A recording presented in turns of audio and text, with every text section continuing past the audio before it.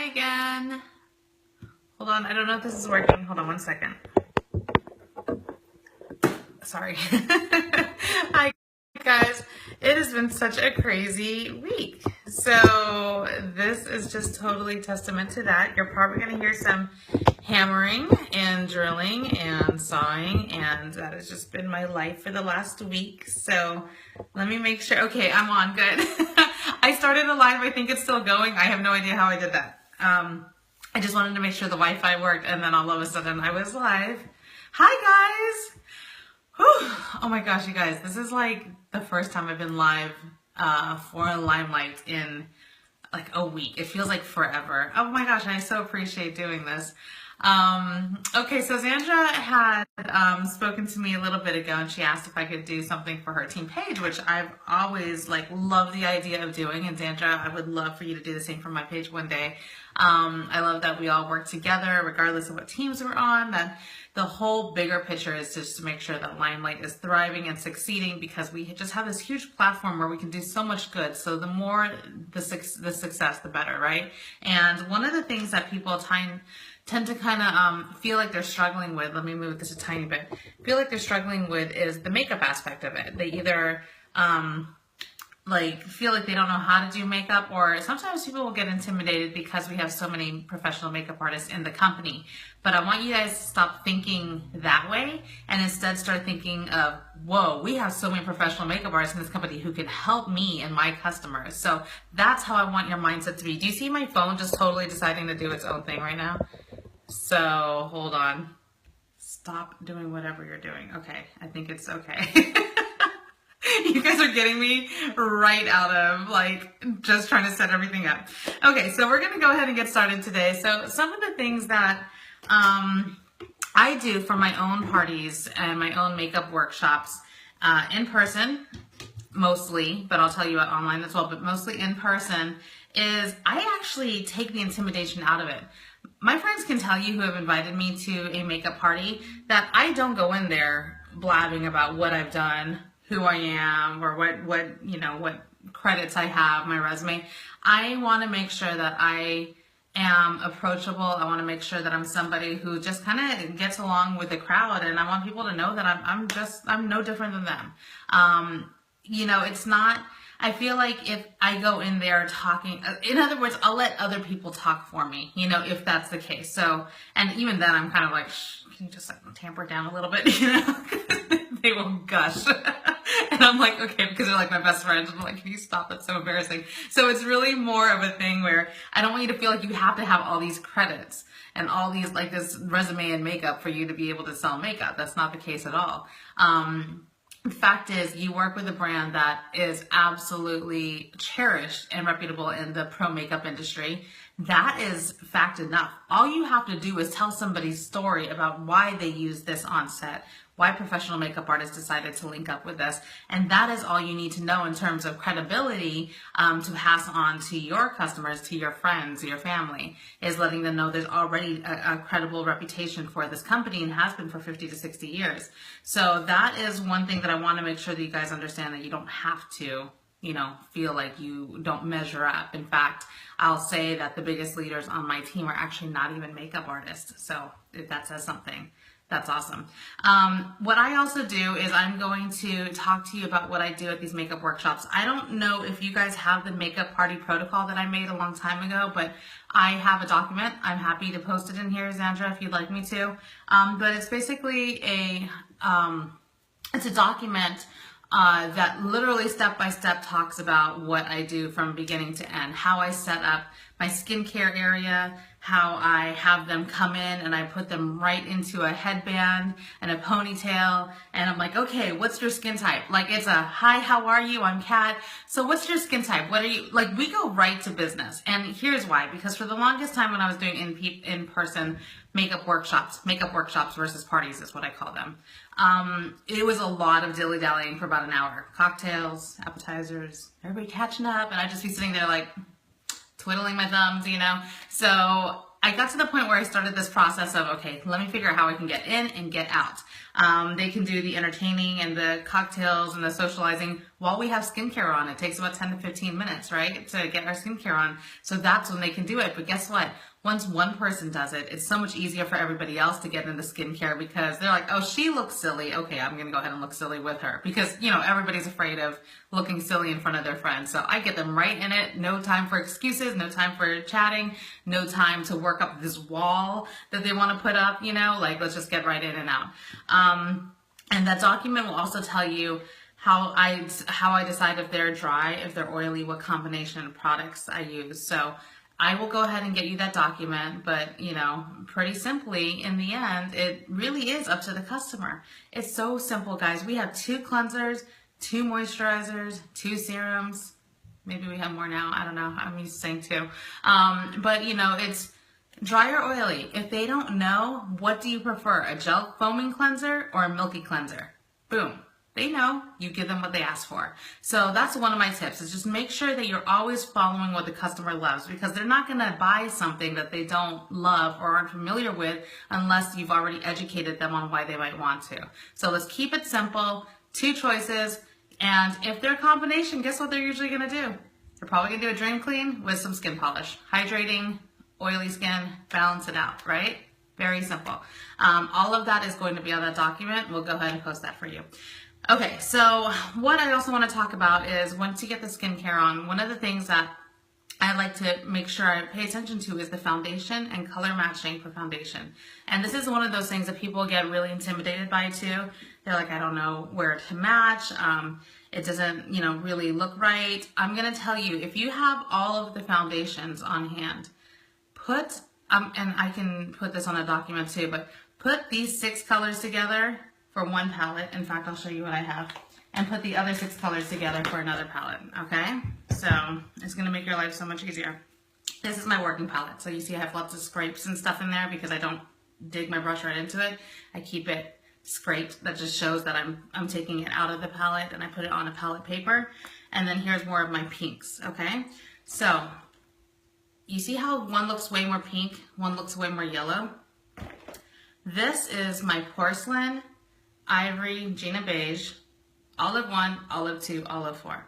All of those are going to have a pink undertone to them.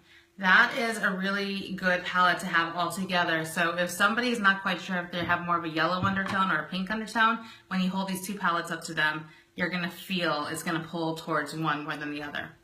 The other palette I have is Shinto 1, more yellow undertone, Shinto 2, Shinto 4, MB5, MB6, and MB8.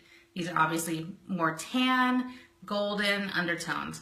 And when you put them next to each other, one feeds more pink, the other feeds more yellow.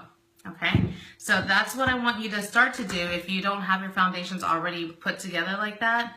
It's very confusing when you have them all mismatched. When you have the yellows with the yellows and the pinks with the pinks, it becomes very easy. Okay? So what we're going to do is, now let's say you're matching, you just don't know what shade she is. Okay, she looks like she could be this or this, I'm not sure. Where I tend to go, or maybe you don't know if she's pink or not. Where I tend to go is not actually right here for the skin. I actually go right here. And the reason I go right here is because we actually want to match the body, not so much the face. And you're going to find that a lot of people who have pink skin like myself, you can see I didn't really fully, this is my move-in hair and makeup look today. You guys get me raw, sorry. I'm sorry, I didn't have time to like really fuss with myself today, but it's a good idea to show you. I am more pink on my skin than I am on my body. I don't know if you can see this with comments and stuff, but here I am yellow, definitely a yellow undertone. I'm like a straight Shinto 2 here. If you match to my skin only, you're going to think I'm an olive 2, and what's going to end up happening is you're going to put olive 2, which is pink, and I'm going to be that much more pink and that much more yellow. It's going to be the contrast. What we want to do is start to marry the colors so it looks like you're naturally one color from head to toe, right?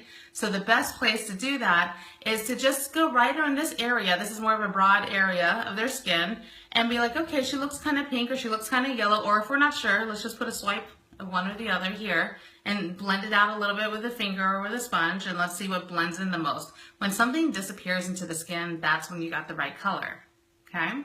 So then let's say, all right, now we're going to go with Shinto 2, And if somebody put Shinto 2 on my skin, don't panic, guys. Don't panic. Remember, we matched them here. Do a very light application of Shinto 2 here in a broader area. What you're going to find is that it looks like the skin just even out, and all of a sudden the skin looks more natural actually because it matches the body. You can make this as thin as possible. You can go in with the buffer brush and just do the lightest, tiniest coat, light pressure, just so they can see a big round area. And what they're going to see is that it's not actually a different color from their skin, it's actually correcting the color of the pink that they have in their skin. I know for me, I'm more sensitive in my skin, so it's going to be pink no matter what I do. It's not that it's my natural color, it's just pink. That's just how it is. I have a lot of blood flow there. I had years of acne growing up, you know, so it's just going to be pink. I want to correct that. So don't be afraid if somebody has a pink face to go into the Shintos. Okay, so that's just one tip. That's not really a sales tip, but it is a way to get people to start thinking, wow, this girl knows what she's talking about, right? When you go in there and you've got a tip for matching down here versus their hand, their wrist, what are all the ways that people tell you to do it? The jawline, even the jawline's not going to match my neck, and my neck's not going to match my chest because my neck is lighter. So always go more for here. Big if they are somebody who is a t-shirt and sweatshirt girl, they are never going to have a v-neck on, they are always going to be like this, then and only then, sure, go ahead and make sure that they match exactly to their skin tone. And again, like I said at the very beginning with cleansers, it's up to them. In the end, it's up to them. What they're comfortable with is what all you can do is like suggest things that you've learned. And it'll be an ooh-ah moment. You want to go for those ooh-ah moments or those aha moments like Oprah says, right? You want to go for those aha moments when you're talking to people in public and be like, oh yeah, we're going to match down here and here's why. And they're like, whoa, I never thought of that. You blow their minds, they are going to listen to you. And you don't have to have been doing this for 20-something years to do it. You just need to relay the information I'm giving you, okay? So that's the first couple of things that I like to tell you guys about that's going to help set up the scene, right? So now all of the other stuff is, you don't even have to pretend to know, again, everything you're doing. Just say, I've learned, I've tried, here's what I do. I'll tell you something. When I do makeup parties, you would think that I'm doing makeup on everybody because I'm a pro artist. After the first lesson, I decided I'm not going to do that again because I am not going to work on 8 people to do a full makeover and get a lip gloss maybe out of it, right? So I decided a long time ago that my mantra is work smarter, not harder. And I sat my butt right down with everybody else and I just worked on myself and showed them how I do my concealer and showed them how I do my foundation. And I got them a e.l.f. version of this brush, which by the way will shed, and they'll see that and they'll know why they need our brush, not the e.l.f. version, for $3 or $4, and I give them their own, each their own, and they all follow me while they see me do it with my Limelight brush, and I show them how I do this in circular motions with the color that we picked. We go on to eyes. I do everything with them. Again, this is going to be all in the document. I do everything with them. And it's to show them that they can do this themselves, because the first party I ever had when I tried to do it on everybody, they're like, it's amazing. They bought stuff. Totally bought stuff. And then when they got it in, they said, now I need to set up a consultation with you so you can show me how to do this. Because they were getting pampered. They didn't care, they didn't remember how to do their eyeliner or what the point of eyeliner was and, where to put their shadow, because I was doing it for them. And what ended up happening is when I turned the tables and had them do their own makeup, they saw how easy our makeup is to use. And that's one of the things I say all the time is that I feel like I'm kind of cheating when I'm using our makeup on set now, because it just does its own thing. And then everybody, what we're just chatting, awesome. And, and everybody, speaking of chatter, talks amongst themselves. They're like, that foundation looks amazing on you. Oh my gosh, your skin looks great. Like, you don't have any pinkness to your skin. Anything that you had here is gone off that one swipe of concealer. You can see people's eyes light up, and then they're talking to their friends, and they feel like they can do this themselves because they just did it themselves. Get it? So you want to make sure. I even took out the whole model demo thing I used to do. It's just everybody working on themselves. Also, there's a different way of holding a brush when you're working on yourself versus working on somebody else. I can show somebody all day long how to do a model's face, but when they try it on themselves, it's not going to be the same thing. So that's another reason why you want to make sure that you're having them work on themselves. So great to have the confidence. Exactly. The other thing that I do is for me personally, you don't have to do this, but I pretty much show them everything. I'm excited. So one of my first parties, when I am introducing a line to a neighborhood, to a friend, to whatever, I call it Discover Limelight. I got it from somebody a long time ago. Maybe Jessica Mancini, I'm not sure, but Discover Limelight. And it was a Discover Limelight party, Discover Limelight event, and we go over an entire makeup workshop. This is one of those that I tell them, normally our workshops are going to be 30 minutes to an hour if it's like a smoky eye look. I go, this might be an hour and a half. This is a full-on workshop, and this is what I have that document on. If you don't want to do that document, that protocol, that is fine. Take bits and pieces, learn from it, like try to figure out what the awesome tips and the pro tips are from there, and make it your own. That's the beauty of this business, is that although there is a protocol, there is no Limelight protocol. And there was only a protocol because I was trying to teach my new beauty guides how to basically copy everything I just did at the party they were at when they signed up. So that's the only reason that exists. But this is your own business, and that's the fun part. You can make your own protocol. But that's the cool thing about this, is that, pick and choose what you like, do parties, do different themes. But one of the things that I always make sure I do is show them the easiest ways they can do something. So I give them a lot of value in saving money, value in education. So one of the things that I like to do, and I don't think I have my, we're moving, so I don't have all my stuff here, but this is a onyx palette. I'm not showing you this for the purpose of it being an onyx palette, but that we have the 4 quads, the 4-well palette. What I like to do, either a 4-well palette or a 6-well palette, I like to put my favorite colors in there. I can probably spout them out for you. It's number 2, which is, I believe, the peachy gleam color. That's a great highlighter for everybody. Number 19 is the other shimmer that has that antique bar, I think is what it's called. I don't know all the names. Number 2, number 19.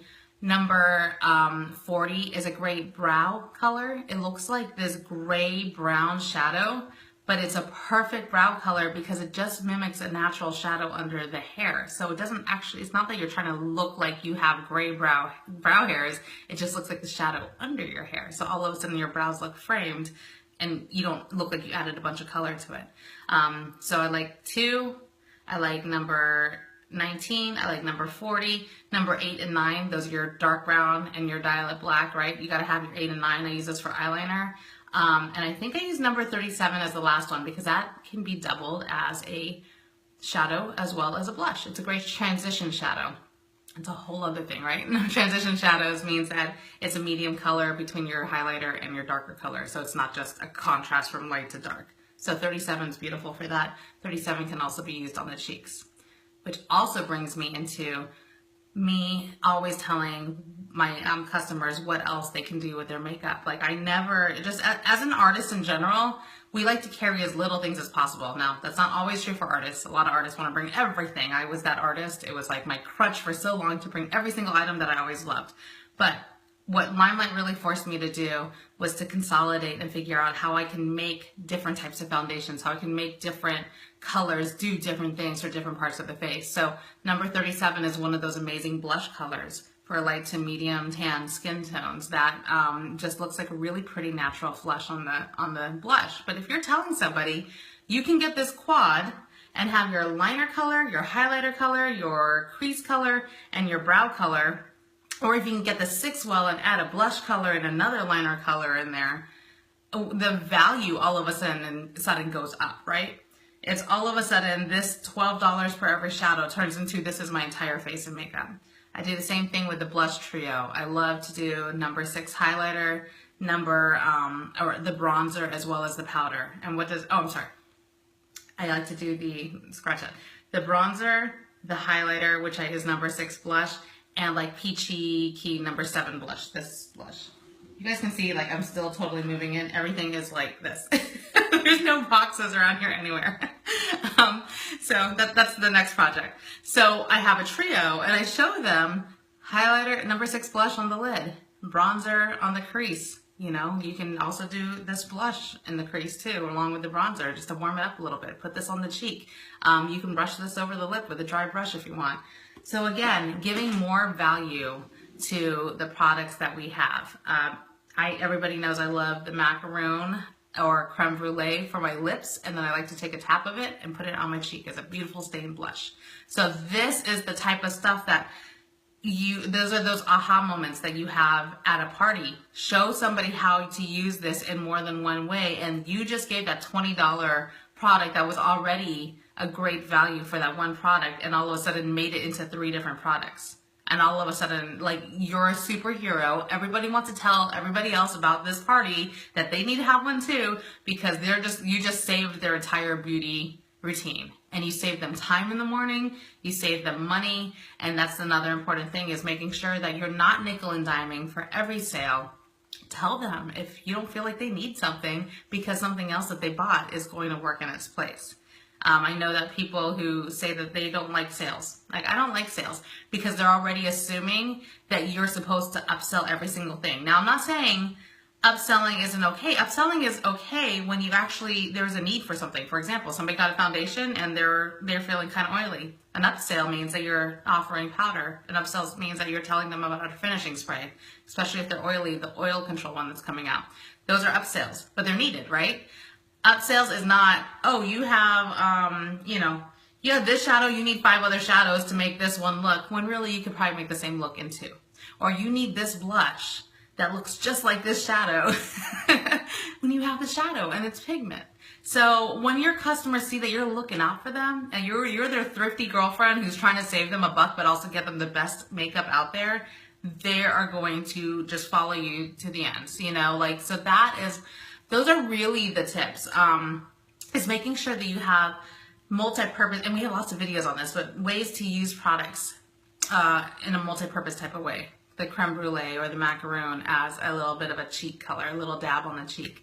You can use the shadows as blush. You can use must-do, even skincare. Did you guys know that the must-do, even though it's a great skincare oil, was actually also made, if not originally made, to make that beautiful highlight glow on the cheek? If you don't want to do anything with your skin and you just kind of want to go out but you want to feel fresh and alive, you can put a face of foundation on or not, and just take a tiny bit of must-do and tap it on the upper cheek, and guess what's going to happen? You're going to have light hit there. It's going to look like a highlighter. Most of the amazing highlights that you see in my portfolio, it's not cataragon.com, but kathyaragon.com is my professional makeup portfolio website. A lot of that highlight is must-do, and maybe like a blush 6 or something underneath, and then the must-do on top of that, and bam. It catches the light, and that is what really makes the difference. It's not even so much the color under it, it's how the light is getting caught. So that's another tip. So I know I just gave you so much stuff, but hopefully it's helpful. Hopefully it's stuff that you feel like you can, bring to an event, have some more confidence, and you are excited and you can't wait to share this type of stuff with your friends. Because really, what sets our makeup parties apart and sets our makeup events apart and sets the knowledge that we have here apart again is the fact that we have pro artists who are able to pass on this stuff to you guys. And this is something that is such a benefit for my customers too. Not even my customers, but my beauty guides who are not makeup artists. Their customers feel like they're being taken care of by a multitude of makeup artists, because we have groups where you're like, what's her foundation color? We have groups that say, what do you guys think is the best color for lips? We have the Vampire Photo Library. We've got color matching groups. Make sure you guys are utilizing that. There are a lot of opinions in there that can help you. Now, don't always take it. You can take it with a grain of salt, but how good will your customer know that they have a community of people helping them versus just ourselves? And just ourselves will be just fine, especially when you have all this education, but it's also nice to know that you have some backup. You're welcome. Let me know if you guys have any questions too. I'm happy. I'm not in a rush. I thought I was going to hear a lot of drilling and sawing going on, but it's almost like they stopped right in time. So I'm happy to answer any other questions that you guys have in the meantime. So go ahead and put up any questions if you have any. And Zandra, please remind me to get you that document. That document is awesome. And we also have, actually, if you guys have seen Ray Alina's mock makeup party, that is based off of the actual Word document protocol. So that's another thing. You'll probably get it more when you see the document. Cool, no questions? All right, I'll hang out for 2 seconds more, but that tips for those that don't have all foundations. That's a good tip. You know what, Zandra? I would definitely say to make use of the quiz. It could be something fun. The quiz, I made that quiz. That quiz is based off of questions that I ask all the time before we had it. Like, are you more yellow? Are you more pink? I don't know. Well, when you say I don't know, what are the other questions I ask? Those are the questions that are on that quiz. And then they have to like kind of figure out if they're light, medium, or dark based on many different, different questions on there. I want to say it's like 99% accurate. Like, I think maybe if somebody's an in-between color, it might go one way or the other, but it's pretty dang accurate. And I really wish I had the other foundation colors on me so I can add those in so we don't have a lull before we have another quiz out, because I don't have the other foundation colors on me yet. Do I go with brighter concealer? That's a really good question. I do have another chart for the concealers, but I will tell you, let's go through all of them really quick, okay? 0 is going to be a good match for somebody with porcelain or ivory skin, and it brightens every other skin tone. So remember, if you have 0 concealer, it's going to brighten. If I brighten anything, I will brighten right in this area here. Sorry, my battery's going down. I will brighten right in this area here, and that's pretty much where I leave that, and then I'll go into more of a neutral actual skin tone color for the rest here.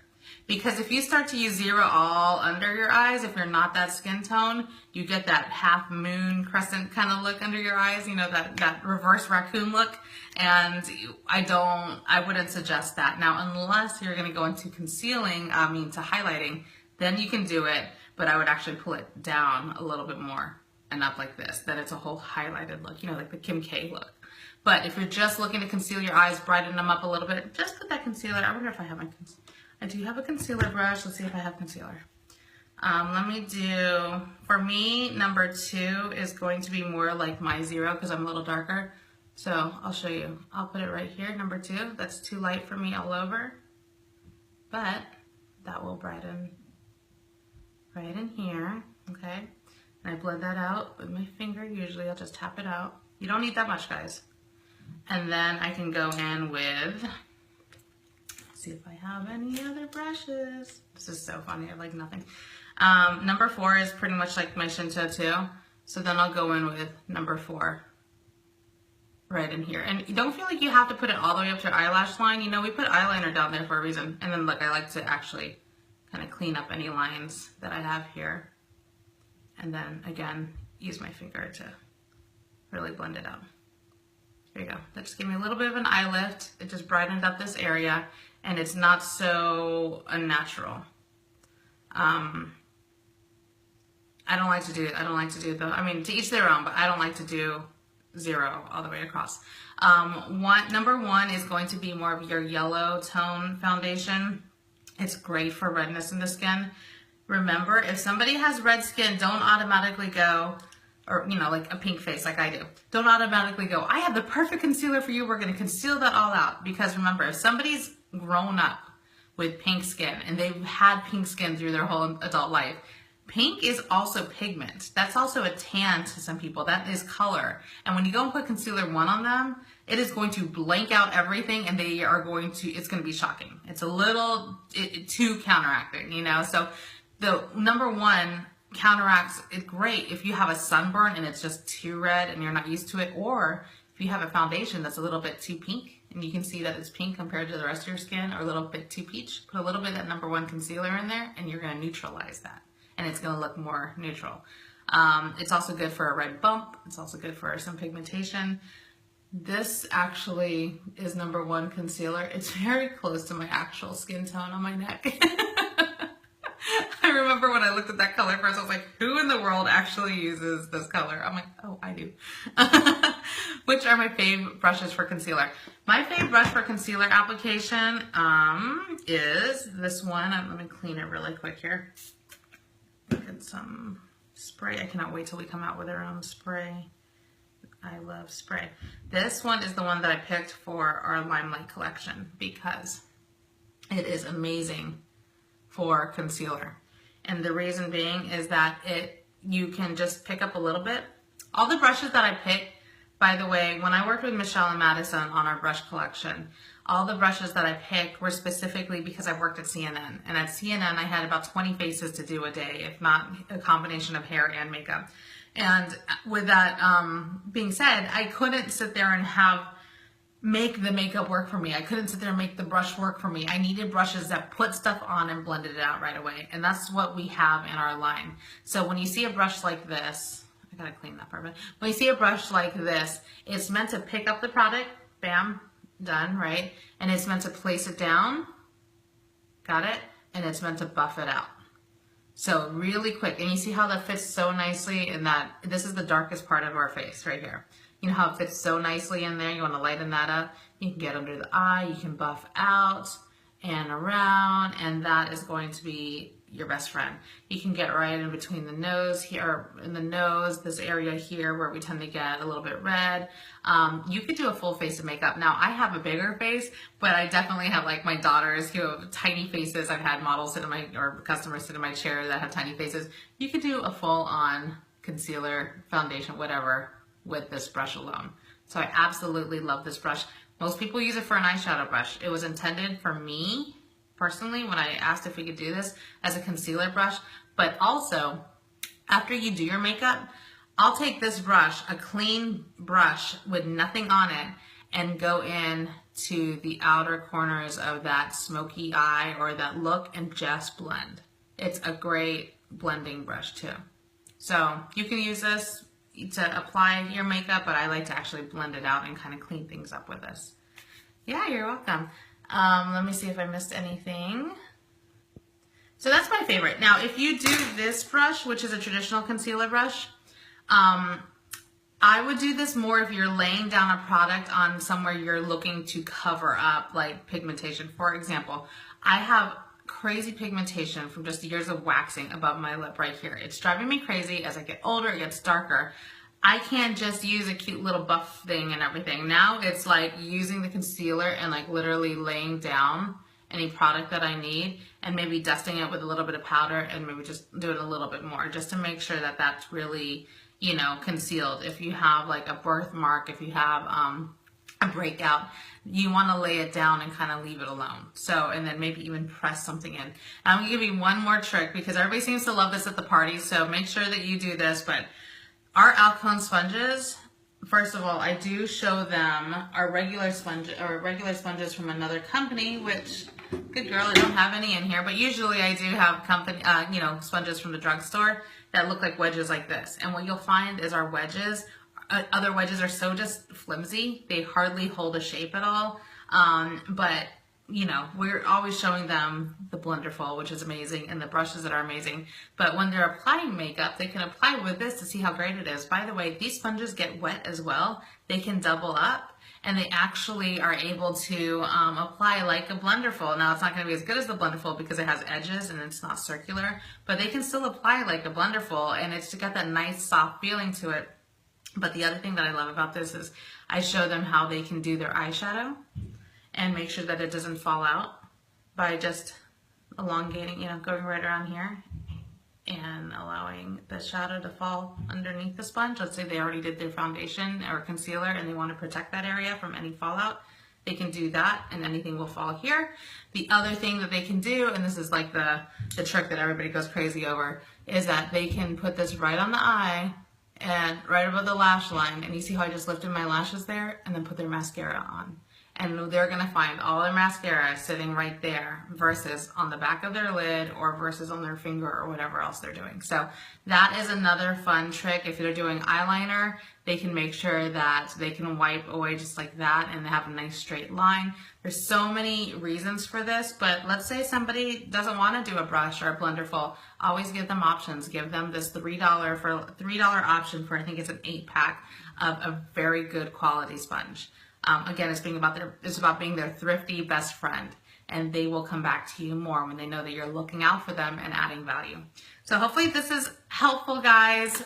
All right, I think that I gave you guys a lot. I'm sorry, but I gave you guys a lot. But I feel like make sure you take notes if you haven't, you know, if you I haven't done that, go back, take notes. This is stuff that always works for me in person. This is stuff that gets people excited about wanting to do this business because they see that I'm just giving them little tips that open their eyes to saving 5 minutes on each technique, or $5 even on each product. So that is something that I want you guys to start doing if you're not already doing that, and be excited about meeting people in person. You know, be excited about showing them this, because honestly, to try this line is to buy it.